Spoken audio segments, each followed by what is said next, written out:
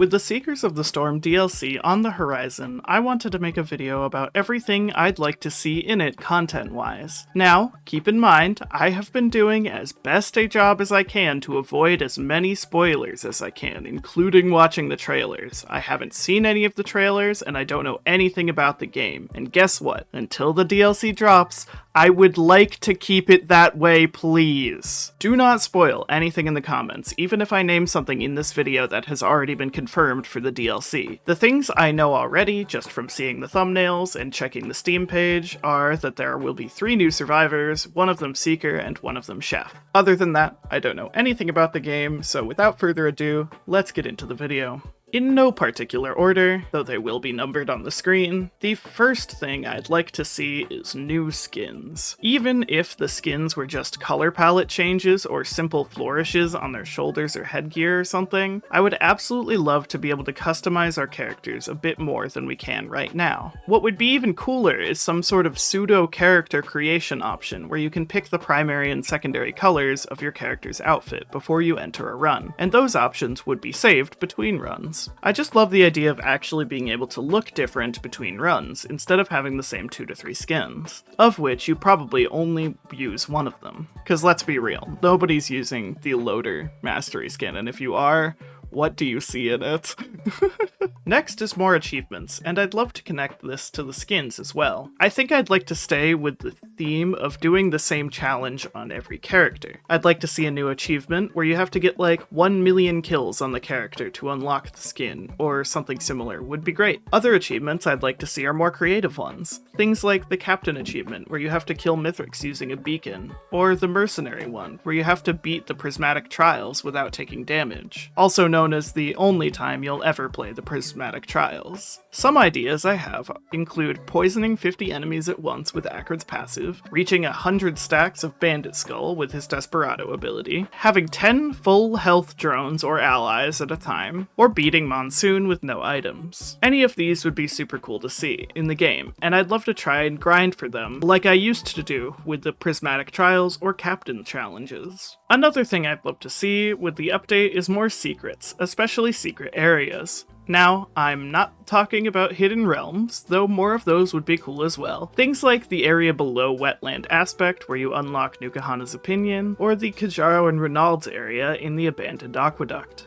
If you watched my Useless Facts video, you know that there is a weird hidden area behind this door in the Siphoned Forest. There's nothing back there except this bridge. Not an aqueduct, a bridge, that leads nowhere. If they added a way to access this bridge and there was like a secret boss fight on it or something, that would be cool. There will likely be new maps in the DLC, and I hope to God that they have more secrets like this. Speaking of new maps, I'd love to see those in the new update. New maps are usually the most interesting, but also the most difficult thing to make on the developer's side. But Gearbox has proved that they can handle it with Verdant Falls. The Abyssal Depths is such a unique map, and I wish that they'd delve into it a little harder, as it'd be really interesting to get a more quote-unquote scary map. Quirks on the maps would be interesting as well. The pots on abandoned aqueducts, or the timed security chest and TC-280 on Relic Point Delta come to mind as aesthetic and useful things that not only have function, but also add to the overall ambience of the map. Things that make maps feel more interesting rather than just being places you walk and fight monsters on are so cool to me, and I'd love to see more of that. It is almost a certainty that there will be more items added to the game in the Seekers of the Storm DLC, but I'm personally hoping for 10 to 12 more items at least. One type of item that I'm really hoping gets some more attention is the Void Legendaries and Void items in general.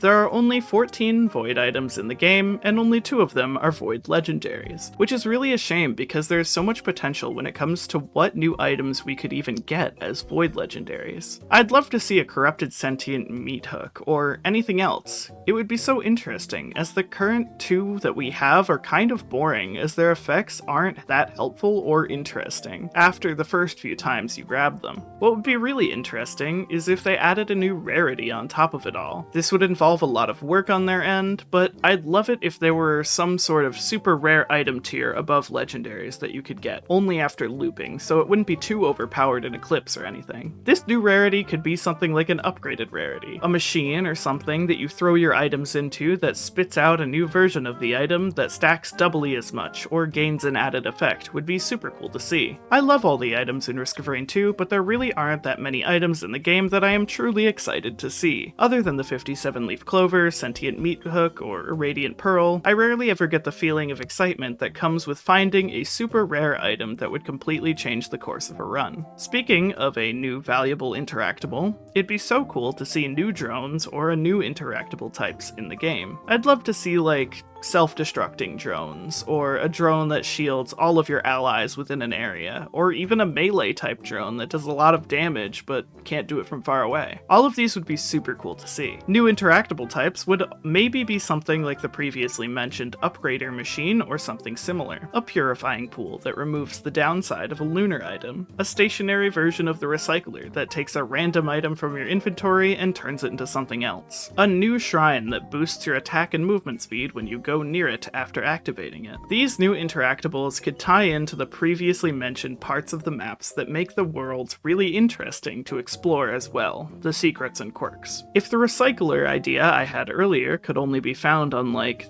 the Aphelion Sanctuary or something, it would bring a lot more personality and intrigue to finding the interactable. New monsters are, of course, something I'd like to see with the content update, and we will most certainly be getting more of them. One thing we don't yet have, though, is something huge. I want to fight a boss in the game that is massive, something 3 times the size of a stone titan, that the camera has to adjust itself properly to see. Maybe a giant stone titan that, like, leans over the side of the map and tries to punch you, similar to the King Minos boss fight of Ultra Kill. Anything that takes a while to defeat, even late game, that is simultaneously rewarding would be so much fun. A new game mode has been due for quite a while, as that alternative game modes tab on the main screen is a bit sparse. I'm not sure what type of game mode I'd like to see, but some sort of like quest-based system would be pretty cool. I'm not sure what we'd earn from doing quests, but it'd be really neat to actually be able to earn some things outside of the runs besides new skins or achievements. Speaking of that, this could tie in to the skins or achievements ideas from earlier, where you would have to complete a bunch of weekly or daily quests to build up and grind to an achievement or skin or otherwise. One thing I am absolutely desperate for is new abilities for existing survivors, a stronger or slower alternative to Commando's primary, a new utility option for Artificer. The options are endless. I did a video a while back about making up new Risk of Rain 2 ability concepts, and I only hope that something like that will get added to the game. I just like having more options, even if some of them are objectively worse or better to take than others. One last thing I'd like to see in the survivors, as I don't know what Chef or Seekers or the Secret Third Survivor's abilities are, is some sort of explosion-based character. I main Fuse in Apex Legends, Dredge in Paladins, and Junkrat in Overwatch 2. Explosions are kind of my whole thing, so I would really love it if we had some sort of bomb-based character that could do a bunch of damage in a large area that trades off in its like mobility or health or something. Whether it's bombs, magic, necromancy, whatever, I want to blow a lot of things up at once with a character's base kit. Anyways, I'm going to wrap it up there. What are your hopes for the upcoming DLC? Be sure to let me know about those down in the comments below, but remember, if you spoil anything, I'll eat all 200 of your bones.